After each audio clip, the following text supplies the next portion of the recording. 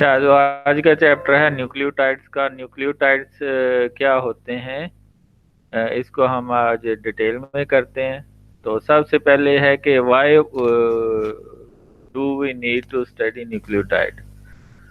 It इज a principal acceptor and donor of phosphoryl group in cellular metabolism। कहीं पे भी मेटाबॉलिज्म होनी है तो लेट्स सपोज के एटीपी अगर टूटती है तो उससे 7.3 किलो कैलोरी एनर्जी बनती है। ठीक है। इसी तरह अगर आप ग्लाइकोलिसिस को देखें तो ग्लाइकोलिसिस में देखें तो पहले दो तीन रिएक्शन जो है उसमें एनर्जी लगती है। ठीक है। अगले जो 5 रिएक्शन होते हैं उसमें से पहले 5 में एनर्जी लगती है, एटीपी जो है एनर्जी देता है, तो अगले 5 रिएक्शन जो होते हैं उसमें एनर्जी प्रोड्यूस होती है। तो इसीलिए कहता है it is the principal acceptor and donor of phosphoryl group in the cellular metabolism. Then it is energy currency and metabolic transition, यानी कि एटीपी है mostly energy currency of our body. तो वो भी क्या है, एक न्यूक्लियोटाइड है, वो आपको एनर्जी देता है। एटीपी हो गया, जीटीपी हो गया, ठीक है, सीटीपी हो गया। सीटीपी तो शायद न्यूक्लियोटाइड की सिंथेसिस में यूज होते हैं। स्ट्रक्चरल कंपोनेंट ऑफ एंजाइम को factor in vitamin like NAD, FAD, ये सारे क्या हैं, न्यूक्लियोटाइड हैं, जो कि एंजाइम्स के को फैक्टर हैं। Constituents of nucleic acid, DNA हो या आरएनए हो, उसके अंदर न्यूक्लियोटाइड्स मौजूद होते हैं। तो ये तो है इसकी इम्पोर्टेंस। अगर हमने कोई डिजीज चेक करनी है, सिंथेटिक न्यूक्लियोटाइड उसके लिए यूज करते हैं। मसलन ये एलोपिरिनोल है या उसका ये जो उसकी ट्रीटमेंट के लिए हाइपर यूरिसेमिया की ट्रीटमेंट के लिए यूज होता है। और हाइपर यूरेसीमिया यानी कि यूरिक एसिड का लेवल जब बढ़ता है तो क्रिस्टल बनते हैं यूरिक एसिड के जॉइंट्स के अंदर।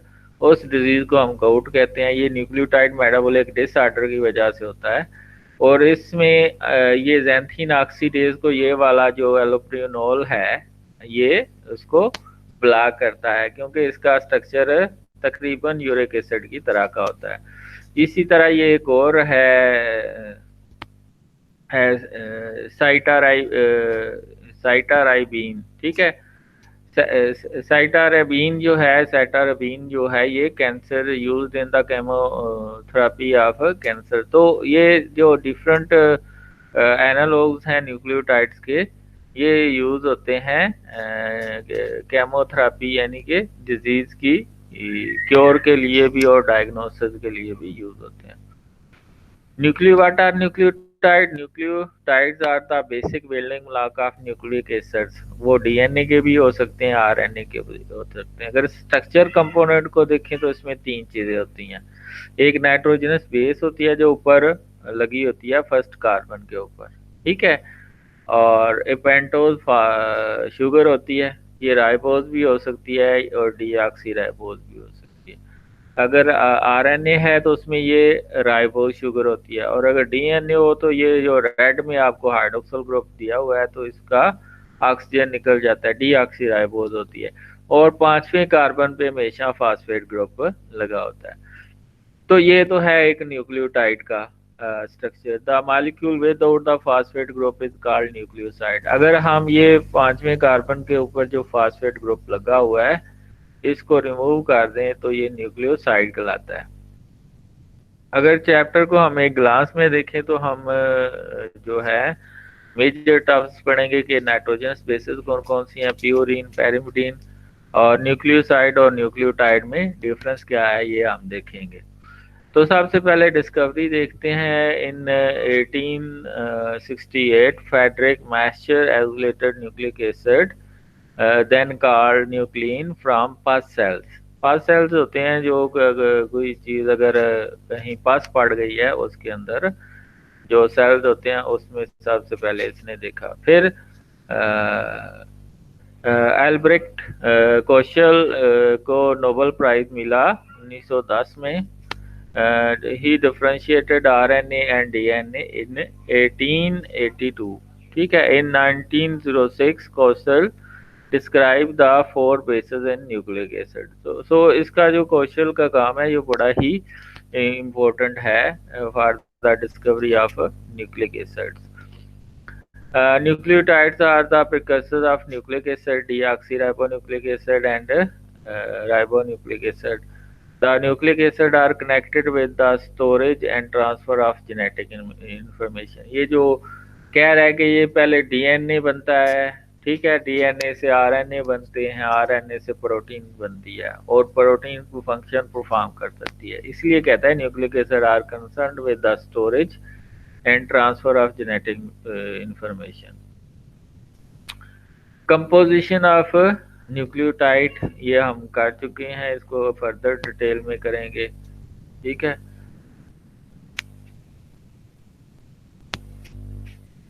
अच्छा, दो तरह की नाइट्रोजनस बेसेस होती हैं। सबसे पहले हम प्यूरिन को देखते हैं। प्यूरिन के अंदर दो हैं, एक एडिनिन और दूसरा गुआनिन। प्यूरिन के अंदर दो हैं, एक है एडिनिन, दूसरी है एक है हमारे पास एडिनिन और दूसरी है हमारे पास गुआनिन। तो ये दोनों डीएनए और आरएनए के अंदर मौजूद होती हैं। अगर एडिनिन और गुआनिन को, ये इसका स्ट्रक्चर अगर देखें तो ये इसके अंदर दो रिंग्स होती हैं, ठीक है।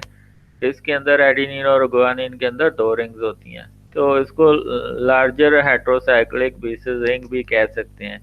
इसके अंदर 9 एटम्स होते हैं, 4 नाइट्रोजन के होते हैं, 5 कार्बन के होते हैं, और इसमें हम हमेशा एंटी क्लॉकवाइज नंबरिंग करते हैं। इसमें हमेशा किसमें करते हैं, एंटी क्लॉकवाइज, लाइक दिस 1 2 3 4 5 6 7 8 9। ये सेकंड रिंग पे ये रूल अप्लाई नहीं होता। फर्स्ट रिंग में हम जो है एंटी क्लॉकवाइज करते हैं, 1 2 3 4 5 6 7 8 9, ठीक है। सेकंड रिंग में फिर क्लॉकवाइज आ जाते हैं। तो एक जो हमारे पास जो डबल रिंग है वो है एडिनिन और दूसरी है गुआनिन। अगर इसके स्ट्रक्चर को देखें तो ये हमारे पास 6 कार्बन है, 6 एटम है, इसके ऊपर माइनो ग्रुप लगा हुआ है, ठीक है।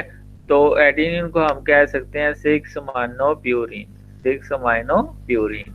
इसी तरह इसमें 6 पे कार्बोनाइल ग्रुप लगा हुआ है और जो सेकंड है उस पे माइनर ग्रुप लगा हुआ है। तो जो आपका गुआनिन है उसको आप कह सकते हैं 2 अमाइनो 6 ऑक्सो प्यूरिन, ठीक है। तो अगर माइनर प्यूरिन बेसिस को देखें, दीज बेसिस में be found in small amount in nucleic acid and hence called minor basis. इनमें एक हेपोजेंथीन है जिसको 6 ऑक्सोप्यूरिन कहते हैं, क्योंकि 6 एटम के ऊपर कार्बोनाइल ग्रुप लगा हुआ है। और दूसरी है, इसको हाइपोजेंथीन कहते हैं, ठीक है, इसको हम क्या कहते हैं, हाइपोजेंथीन। और दूसरी है हमारे पास जैंथीन। जैंथीन में क्या होता है कि 2 कार्बोनाइल ग्रुप लगे होते हैं, एक दो कार्बन, एक 2 एटम के ऊपर और एक छठे एटम के ऊपर लगा होता है। तो ये जो है माइनर अमाउंट में हमारे न्यूक्लिक एसिड के अंदर यूज होती हैं। इसके अलावा यूरिक एसिड, जिसको हम क्या कहते हैं 268 ट्राई ऑक्सोप्यूरिन, इसमें क्या होता है 2 के ऊपर है, 6 के ऊपर है और 8 पोजीशन पे कार्बोनाइल ग्रुप है, तो ये यूरिक एसिड है। अब अगर इसके अंदर हाइड्रोजन लग जाते हैं, हाइड्रोक्सिल ग्रुप आ जाते हैं, तो इसको ये इनोल फॉर्म में चेंज हो जाता है यूरिक एसिड, ठीक है। तो इसको हम क्या कहेंगे, enol form of uric acid, ठीक है। अब जो बॉडी में प्रोमिनेंट फिजियोलॉजिकल पीएच के ऊपर पाई जाती है वो ये वाली कीटो फॉर्म होती है, ये वाली इनोल फॉर्म है, इसके अंदर नहीं पाई जाती। तो ये यूरिक एसिड बनता है, एंड प्रोडक्ट है न्यूक्लियोटाइड मेटाबॉलिज्म का। अगर इसका लेवल ज़्यादा हो जाए तो डिजीज हो सकती है गाउट, जिसमें जॉइंट्स में पेन होता है। दूसरी तरह की बेसिस है हमारे पास pyrimidine bases. The pyrimidine bases present in nucleic acid are cytosine, thymine and uracil, ठीक है। तो अगर pyrimidine bases के देखें तो ये हमारे पास 3 है। आरएनए के अंदर जो होती हैं वो साइटोसिन और यूरासिल, डीएनए के अंदर साइटोसिन एंड थायमीन होती हैं, ठीक है। इन वो होती हैं लार्जर हेट्रोसाइक्लर बेसेस, ये होती हैं स्मॉलर हेट्रोसाइक्लर बेसेस। और it contain 6 atoms, 2 nitrogen and 6 carbon. और इसमें हम क्लॉकवाइज नंबरिंग करते हैं। इसमें हम क्या करते हैं, इस तरह क्लॉकवाइज नंबरिंग करते हैं, 1 2 3 4 5 एंड 6। तो अगर हम साइटोसिन के स्ट्रक्चर को देखें, ये डीएनए और आरएनए दोनों के अंदर मौजूद होती है। तो इसके अगर सेकंड कार्बन पे देखें तो क्या है, कार्बोनाइल ग्रुप, और चौथे कार्बन के ऊपर देखें तो इसके अंदर माइनो ग्रुप है। तो इसको हम क्या कह सकते हैं, two oxo four amino pyrimidine, ठीक है, इसको कह सकते हैं हम। इसी तरह मॉडिफाइड पैरिमिडीन बेसिस भी हैं। ये 5 मिथाइल साइटोसिन है, ठीक है। ये डाईहाइड्रो यूरासिल है, ठीक है। तो ये यूरासिल की मॉडिफाइड फॉर्म है। Few other modified pyrimidine bases like dihydrouracil and 5-methyl cytosine are also found rarely in some type of RNA, ठीक है। अच्छा, ये थाइमीन और थायामीन में आपको फर्क आना चाहिए। जो थाइमीन है ये नाइट्रोजनस बेस है जो कि डीएनए के अंदर मौजूद होती है, और थायामीन एक विटामिन है, ठीक है, B1 विटामिन है, और ये कार्बोहाइड्रेट मेटाबॉलिज्म के लिए बड़ा इंपॉर्टेंट है। अब न्यूक्लियोसाइड और न्यूक्लियोटाइड में क्या फर्क है।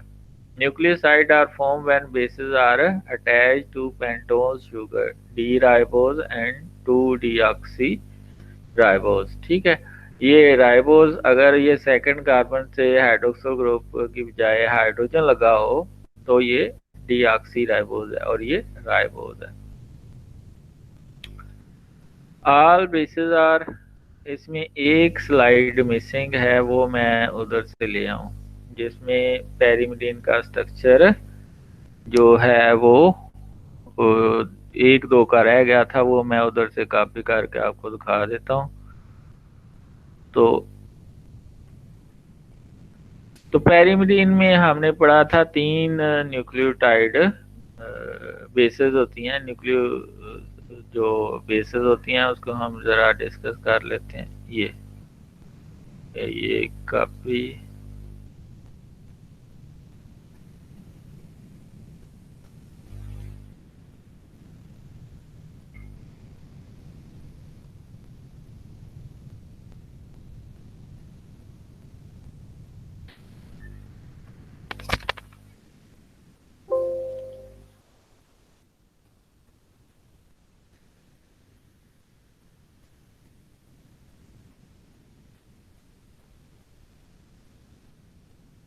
अच्छा, ये पैरिमिडीन की थी, हमने 3 बेसिस पढ़ी हैं। यूरासिल को हम 2,4 डाईऑक्सी पैरिमिडीन कहते हैं। इसके 2 और 4 का एटम के ऊपर लगा होता है carbonyl group.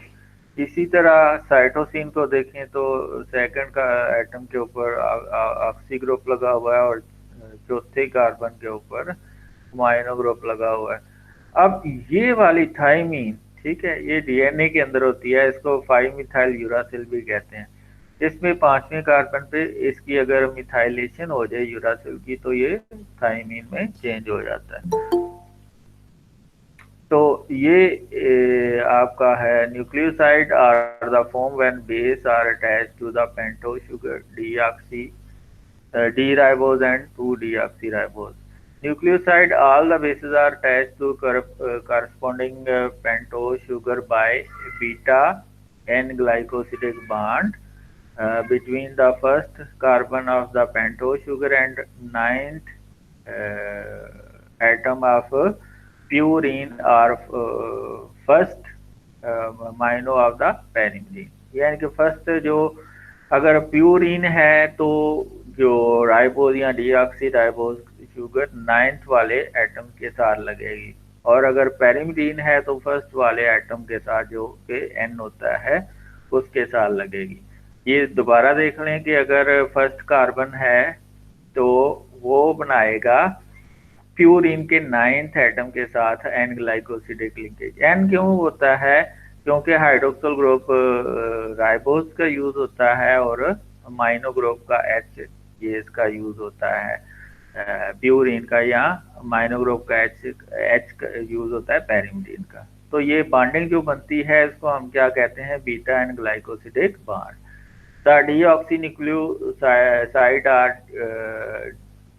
denoted by adding the prefix D before the nucleoside। यानी कि अगर डीऑक्सी राइबोस शुगर है, डीऑक्सी राइबोस शुगर, तो फिर हम डी लगा देते हैं न्यूक्लियोसाइड के शुरू में। ठीक है, ये आप दे सकते हैं। अगर आपके पास फ्यूरीन है तो इसका 9th का माइनो का एटम इसके हाइड्रोक्सिल ग्रुप के साथ बीटा एंड ग्लाइकोसिडिक लिंकेज बनाएगा, और इसमें इसका अगर पेरिमिडीन है तो इसका first hydroxyl group, first carbon का हाइड्रोक्सिल ग्रुप, और ये फर्स्ट नाइट्रोजन ये एन ग्लाइकोसिडिक लिंकेज के जरिए एक दूसरे के साथ जुड़े होते हैं। तो name of the different nucleoside are given in table. ये अगर एडिनिन के साथ राइबोस शुगर अटैच होती है तो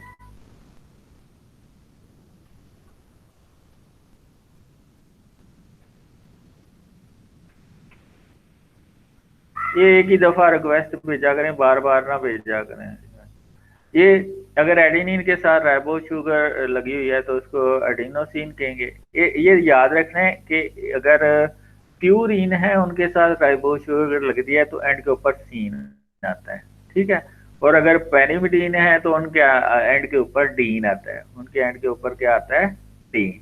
ठीक है, उनके एंड के ऊपर आएगा डीन। मसलन adenosine, guanosine, uridine, cytidine, inosine and xanthosine. ठीक है, तो ये आएगा इनके एंड के ऊपर। अगर डीऑक्सीराइबोन्यूक्लियोसाइड को देखते हैं तो deoxy adenosine, deoxyguanosine, D cytidine and D thymidine. Nucleoside हो गया है। ये nucleoside with purine bases have suffix sine, ये मैं पहले बता चुका हूँ, और इसमें डीन आता है। Uracil combined with ribose only and thymine with deoxyribose. क्यों? क्योंकि यूरासिल जो है वो आरएनए के अंदर होता है और थाइमीन होती है डीएनए के अंदर, ये सिर्फ उसके लिए स्पेसिफिक है। ठीक है, तो ये कुछ न्यूक्लियोसाइड थे, इनको हमने पढ़ा है अभी। अब न्यूक्लियोटाइड्स की तरफ चलते हैं। These are the phosphate ester of nucleoside, यानी कि अगर 5वें कार्बन के ऊपर फॉस्फेट ग्रुप भी लग जाता है तो न्यूक्लियोसाइड न्यूक्लियोटाइड में चेंज हो जाते हैं। Base plus pentose sugar plus phosphoric acid is known as nucleotide. The esterification occurred at the 5th and 3rd hydroxyl group of the pentose sugar. 5th carbon जब न्यूक्लियोटाइड बनना होता है, और 3rd hydroxyl group तब use हो जाता है जब एक न्यूक्लियोटाइड ने दूसरे न्यूक्लियोटाइड के दरमियान फास्फोडाइएस्टर लिंकेज बनानी होती है। यानी कि दो न्यूक्लियोटाइड जब आपस में लगेंगे तो एक हाइड्रोक्सिल ग्रुप 3rd कार्बन का राइबोस शुगर का या डीऑक्सीराइबोस का, और फिर फास्फेट ग्रुप का हाइड्रोक्सिल ग्रुप आपस में दूसरे न्यूक्लियोटाइड का मिलते हैं तो फास्फोडाइएस्टर लिंकेज बनती है। Most of the nucleotide phosphate involve in the biological function are 5 phosphate, 5वें कार्बन के ऊपर लगा होता है। एडिनोसिन के ऊपर साहब लगेगा तो adenosine phosphate, guanosine phosphate, monophosphate. अगर एक लगा हुआ है तो मोनोफास्फेट, दो लगे हुए हैं तो डाइफास्फेट, 3 लगे हुए हैं तो ट्राइफास्फेट। ठीक है, cytidine monophosphate, uridine monophosphate, inosine monophosphate. ठीक है, अगर deoxy adenosine monophosphate, deoxy guanosine monophosphate, deoxy cytidine monophosphate, deoxy thymidine monophosphate, ये डीएनए के अंदर होते हैं। ठीक है, न्यूक्लियोटाइड्स, जिन्हें 5 nucleotide are most often seen, these are simply written without any prefix. For example, 5-AMP is abbreviated as AMP. ठीक है, यानी कि adenosine monophosphate, but 3 variety is always written as a 3MP, DAMP। ठीक है, तो mostly phosphate group जो है वो 5वें कार्बन पे लगा होता है, बाद का आती है 3rd कार्बन पे भी लगा हो सकता है। Moreover, a base can combine with either ribose or deoxyribose, which is in turn can be phosphorylated at 3rd and 5th position। वो कहता है कि न्यूक्लियोटाइड बनने के लिए मोस्टली तो फास्फेट ग्रुप 5th कार्बन के ऊपर आग लगता है, लेकिन बाद बिकॉज ये थर्ड कार्बन के ऊपर भी आके लग जाता है। 1 purine and 1 pyrimidine derivative are given an example, ये आगे ली हुई है, ठीक है, इसको आप पढ़ लीजिएगा। थर्ड कार्बन के ऊपर भी जो फास्फेट लगा हुआ है वो भी दिया हुआ है। जो थर्ड कार्बन का ऊपर लगा होगा उसमें हम थर्ड मेंशन करेंगे, ठीक है, यानी कि थर्ड हाइड्रोक्सिल ग्रुप के साथ अगर फास्फेट ग्रुप है उसको मेंशन करेंगे, अगर फिफ्थ पे लगा है तो उसको मेंशन करने की जरूरत नहीं है। मैनी आगे थोड़े से फंक्शन कर लेते हैं। Many coenzyme are derivative of adenosine monophosphate, ठीक है। फॉर एग्जांपल ये जो NAD है ये भी एडिनोसिन मोनोफॉस्फेट से बनता है। NAD, PFAD एंड कोएंजाइम ये सारे एडिनोसिन मोनोफॉस्फेट से बनते हैं। Nucleotide and nucleic acid absorb light at a wavelength of 260 nanometer. They suspect is used to quantify the DNA, ठीक है, and RNA. And as nucleic acid absorb ultraviolet light, chemical modification are produced leading to mutation and carcinogenesis. यानी कि अगर आप 260 ये high intense beam होती है, अगर ये देते हैं तो कैंसर न्यूक्लियोटाइड सीक्वेंस चेंज भी हो सकती है, ठीक है, तो कैंसर भी हो सकता है। न्यूक्लियोसाइड ट्राइफॉस्फेट, ये जब 3 फास्फेट ग्रुप किसी के साथ लग जाएंगे तो उसको ट्राइफॉस्फेट कहेंगे। कॉरस्पॉन्डिंग न्यूक्लियोसाइड डाइफॉस्फेट और triphosphate are perform by esterification of further phosphate group to pre existing phosphate. जो फिफ्थ कार्बन के ऊपर फास्फेट ग्रुप लगा हुआ है, अगर एक लगा हुआ है तो मोनोफॉस्फेट, दो लगे होंगे तो डाइफॉस्फेट, और अगर 3 लगे हुए हैं तो ट्राइफॉस्फेट। हाँ जी, सबको नजर आ रही है प्रेजेंटेशन? No sir. ये कब से है?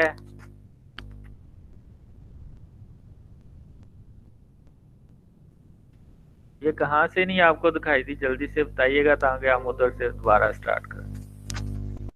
सर जहाँ से आप कॉपी करने गए थे। अच्छा अच्छा अच्छा, उधर से बड़ा पीछे है, आप उस वक्त ही मुझे बता देते। तो ये हमने पढ़े हैं पैरिमिडीन। पैरिमिडीन में अगर 2,4 के ऊपर कार्बोनाइल ग्रुप लगा हुआ है तो इसको हम यूरासिल कहते हैं, 2,4 डाईऑक्सी पैरिमिडीन, ठीक है। और अगर इसमें यहाँ पे मिथाइल ग्रुप अटैच हो जाता है फिफ्थ एटम के ऊपर तो इसको हम थाइमीन कहते हैं, ये हाई मिथाइल यूरासिल है, ठीक है। इसी तरह साइटोसिन को देखें तो 2-ऑक्सी-4 अमाइनो पैरिमिडीन है, ठीक है। मॉडिफाइड बेसिस ये हम कर चुके हैं। थायामीन और थायामीन में आपको डिफरेंशिएशन आना चाहिए। थायामीन जो है ये DNA के अंदर होती है, थायामीन एक विटामिन B1 है, ठीक है।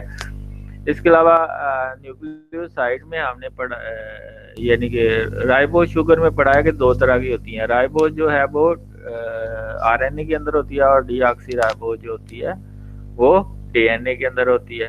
न्यूक्लियोसाइड में हमने पढ़ा है कि न्यूक्लियोसाइड तब बनता है जब ये जो राइबोज या डीऑक्सी राइबोज का फर्स्ट हाइड्रोक्सिल ग्रुप अगर प्यूरीन है तो उसके 9th अमाइनो ग्रुप के साथ मिलता है तो एन ग्लाइकोसिडिक लिंकेज बनती है। और अगर पैरिमिडीन है तो इसका फर्स्ट जो अमाइनो ग्रुप है वो इन्वॉल्व होता है जो बीटा ग्लाइकोसिडिक लिंकेज के लिए। तो ये कुछ नेम है। जब राइबोज शुगर के अंदर या डीऑक्सी राइबोज के शुगर के अंदर नाइट्रोजनस बेस ऐड होती है तो वो न्यूक्लियोसाइड बनाती है। मसलन एडिनिन के अंदर अगर राइबोज के अंदर जब एडिनिन ऐड होगी तो एडिनोसिन कहेंगे, गुआनोसिन कहेंगे। ये जो प्यूरिन होती है एंड के ऊपर प्रीफिक्स आती है सीन, ठीक है। और जो पैरिमिडीन होती है एंड के ऊपर आती है डीन। इसी तरह यूरासिल के साथ राइबोज के साथ अगर यूरासिल लगी हुई है तो यूरिडीन, साइटाइडीन, इनोसिन और इसको ज़ैंथोसिन कहेंगे। डीऑक्सी राइबोज है तो deoxy adenosine, deoxy guanosine, deoxy cytidine, deoxy thymidine. ये सिर्फ और सिर्फ कहाँ पे होती है? ये DNA के अंदर होती है। तो अगर साइड को देखें तो ये दोबारा इसके स्ट्रक्चर है। न्यूक्लियोटाइड में क्या है, फास्फेट ग्रुप की एडिशन हो जाती है थर्ड या फिफ्थ कार्बन के, मोस्टली फिफ्थ कार्बन के ऊपर फास्फेट ग्रुप लगता है। ठीक है, अगर तो फिफ्थ कार्बन के ऊपर फास्फेट ग्रुप लगता है तो उसको हम मसलन एडिनोसिन मोनोफास्फेट है तो उसमें हम फिफ्थ को मेंशन नहीं करते, लेकिन अगर थर्ड कार्बन के ऊपर लगा हुआ है तो उसको हम लिखेंगे एडिनोसिन मोनोफास्फेट और स्टार्ट में 3 लगा देंगे, क्योंकि फास्फेट ग्रुप थर्ड कार्बन के ऊपर लगा होता है, मगर लेकिन मोस्टली ये फिफ्थ कार्बन के ऊपर लगा होता है। ठीक है, तो इसमें अगर फास्फेट ग्रुप एडिनोसिन के साथ लगा हुआ है तो adenosine monophosphate, guanosine monophosphate, cytidine monophosphate, uridine monophosphate, inosine monophosphate. तो इसी तरह है, अगर आप देखें तो अगर डीएनए को देखें तो deoxy adenosine monophosphate, deoxy guanosine monophosphate, deoxy cytidine monophosphate, deoxy thymidine monophosphate. तो न्यूक्लियोटाइड में जो फास्फेट ग्रुप ऐड होता है उसमें फिफ्थ कार्बन पे भी हो सकता है और थर्ड पे भी हो सकता है, लेकिन अगर फिफ्थ कार्बन पे लगा हुआ है तो उसको हम मेंशन नहीं करते एडिनोसिन मोनोफास्फेट, लेकिन अगर थर्ड पोजीशन पे लगा हुआ है फास्फेट ग्रुप तो उसको हम लिखेंगे 3 प्राइम AMP यानी कि एडिनोसिन मोनोफास्फेट। ठीक है, तो जिसके ऊपर जो 3 फास्फेट जो कि बहुत कम होते हैं न्यूक्लियोटाइड, जिसके 3 कार्बन के ऊपर लगा होता है फास्फेट ग्रुप, मोस्टली ये फिफ्थ पे लगा होता है। तो आगे इसकी थोड़े से हम कर लेते हैं। Importance many coenzyme are derivative of adenosine monophosphate. Example क्या है, निकोटिनामाइड एडेनिन डाइन्यूक्लियोटाइड है, इसी तरह NADP है, फिर FADF11 एडेनिन डाइन्यूक्लियोटाइड कोएंजाइम है, ये सारे न्यूक्लियोटाइड से जनरेट होते हैं।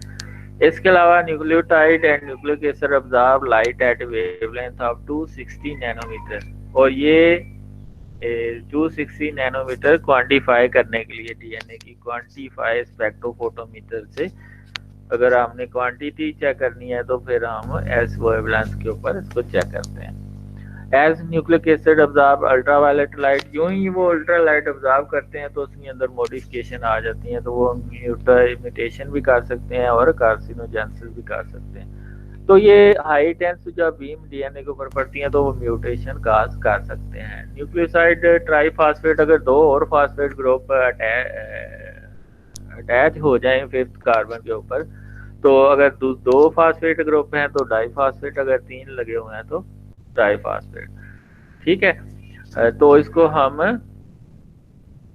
इस तरह लिख सकते हैं। In general any nucleoside triphosphate is abbreviated as NTPT, N nucleotide triphosphate, यानी कि अगर ATP है तो एडिनोसिन ट्राईफॉस्फेट कहेंगे। ये आप देख सकते हैं एडिनोसिन डाईफॉस्फेट, अगर इसके साथ 2 फास्फेट ग्रुप लगे हुए हैं। ठीक है, गुआनोसिन डाईफॉस्फेट, और अगर 3 फास्फेट लिखे हुए हैं आगे स्ट्रक्चर में, अगर 3 फास्फेट हैं तो वो ट्राईफॉस्फेट लिखेंगे हम उसको।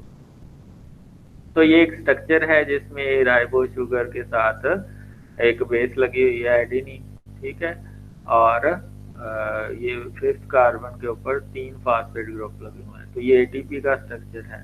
ठीक है, nucleoside diphosphate contain 1 high energy bond and triphosphate contain 2 high energy bond. जब ये टूटते हैं, अगर एक बॉन्ड टूटता है तो 7.3 किलो कैलोरी एनर्जी मिलती है, इसी तरह दूसरा टूटेगा तो एनर्जी जनरेट होगी। It is formed during oxidative process by trapping the release of energy in high energy phosphate bond। ठीक है, तो जब ये एनर्जी टूटते हैं एडिनोसिन ट्राईफॉस्फेट तो उससे एनर्जी जनरेट होती है। फॉस्फोडाइएस्टर लिंकेज में be form between 3 and 5 position of ribo sugar, such compound are called cyclic nucleotide. मसलन साइक्लिक AMP, उसमें क्या होता है कि फिफ्थ कार्बन का जो फास्फेट ग्रुप है थर्ड कार्बन के हाइड्रोक्सिल ग्रुप के साथ लिंकेज बना लेता है। ठीक है, फॉस्फोडाइएस्टर लिंकेज, तो उसको साइक्लिक AMP कहेंगे और सेकंड मैसेंजर के तौर पर वर्क करता है। मसलन ये थर्ड कार्बन का हाइड्रोक्सिल ग्रुप फिफ्थ कार्बन के हाइड्रोक्सिल ग्रुप के साथ फॉस्फोडाइएस्टर लिंकेज बना रहा है। तो ये जो साइक्लिक AMP या अगर गुआनिन है तो उसको GMP कहेंगे। ठीक है, तो साइक्लिक ईएमपी या साइक्लिक जीएमपी ये सेकंड मैसेंजर के तौर पर यूज होते हैं। Deoxyribonucleic acid are use for the synthesis of DNA and ribonucleotide are use for the synthesis of RNA. In pseudo uridyl acid found in transfer RNA, ये सिर्फ pseudo uridylic acid जो है वो सिर्फ ट्रांसफर आरएनए की होता है। Uridine is found in ribose phosphate in CC bond instead of CN bond in UMP. ठीक है, तो ये जो यूरिडीन है ये राइबोस के साथ, राइबोस फास्फेट के साथ सीसी बॉन्ड के जरिए जुड़े होते हैं as compare to CN bond. ये आप देख सकते हैं different attachment of uracil to sugar. ये जो यूरिडिल, वैसे जो यूरिडीन है उसके देखिए ना, फर्स्ट कार्बन जो हाइड्रोक्सिल ग्रुप है राइबोस का, ये फर्स्ट नाइट्रोजन के साथ अमाइनो जो एन ग्लाइकोसिडिक लिंकेज के जरिए जुड़े होते हैं। लेकिन इसमें क्या होता है कि फिफ्थ जो कार्बन होता है उसका जो हाइड्रोजन है ये इसके हाइड्रोक्सिल ग्रुप के साथ लिंक होता है, तो इसको स्यूडो यूरिडिलिक एसिड कहते हैं। ये सिर्फ ट्रांसफर एनएनए के अंदर होता है। High energy compound are listed, ये आगे हमारे पास लिस्ट में हाई एनर्जी कंपाउंड है। मसलन एटीपी है, ये जब कंप्लीटली डिग्रेड होता है तो इससे बहुत ज़्यादा एनर्जी जनरेट होती है। एटीपी तो जब एडीपी बनता है तो 7.3 पहली एनर्जी ज़्यादा होती है, दूसरी एनर्जी कम होती है। इसी तरह ये क्रीटन फास्फेट है, इससे भी बहुत ज़्यादा एनर्जी मिलती है। ठीक है, इसमें आपको अगर एटीपी में चेंज होता है 7.3 किलो कैलोरी एनर्जी मिलती है, तो जब एटीपी एएमपी में चेंज होता है तो 10.7 किलो कैलोरी एनर्जी मिलती है। तो ये डिफरेंट एनर्जी करेंसी है बॉडी के अंदर। इसी तरह एसीटल कोल से इतनी एनर्जी आपको मिलती है किलो कैलोरी में, इसी तरह एसिडिनोसिल मेथियोनिन में इतनी एनर्जी मिलती है। That's all. अब यहाँ तक किसी का कोई क्वेश्चन है तो पूछ सकते हैं।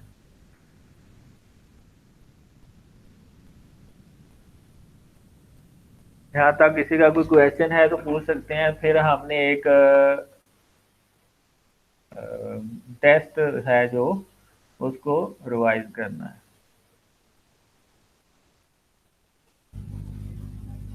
यहाँ तक किसी का कोई क्वेश्चन है तो पूछ सकते हैं। सर कार्सिनोजेनेसिस बता दें। कार्सिनोजेनिक होता है जो कैंसर काज करता है म्यूटेशन की वजह से। ठीक है, कार्सिनोजेनिक वो होता है जो म्यूटेशन की वजह से क्या काज करता है, म्यूटेशन। मसलन